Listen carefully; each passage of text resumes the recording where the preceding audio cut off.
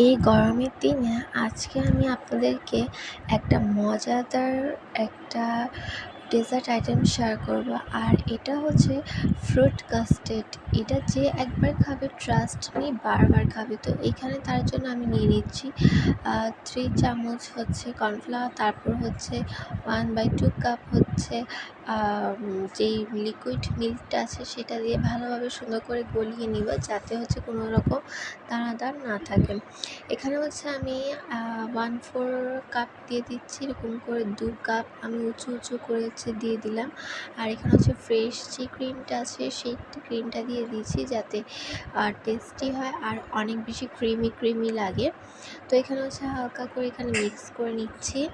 তো এখানে সেটা জাল হতে হতে এখানে সুন্দর করে আমি এটার সাথে আমি ভালোভাবে জাল করতে হবে, যাতে হচ্ছে কোনো রকমের বাবলস ক্রিয়েট না হয়। আর এই তো এখানে হচ্ছে 1/2 কাপ হচ্ছে এখানে চিনিটা অ্যাড করে দিচ্ছি। আর এখানে হচ্ছে জাফরান, যেটা সেই জাফরানটা দিয়ে দিচ্ছি, যাতে হচ্ছে অনেক বেশি সুগন্ধ গায়ে আর অনেক বেশি ভালো লাগে।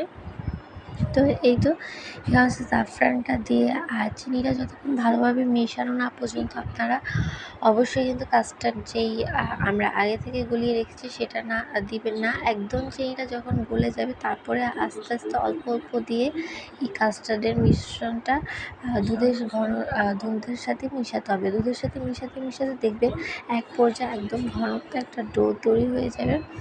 একবারে বেশি শক্ত করতে যাবেন না, ভিডিও প্রসেস অনুযায়ী যেভাবে দেখানো হচ্ছে সেম টু সেম করবেন। আর অবশ্যই কিন্তু চামচ দিয়ে চেক করে নেবেন, যদি দেখেন আঙুল একবারে হচ্ছে লেগে না আসে, তাহলে বুঝবেন আপনাদের কাস্টার্ডটা হয়ে গিয়েছে। তো তাই এখন হচ্ছে এটাকে এভাবে সুন্দর করে রেখে দিতে হবে। আর এই দেখুন কতটা পারফেক্টলি হয়েছে, এটা যেই কনসেন্টটা খুবই পারফেক্ট হয়েছে।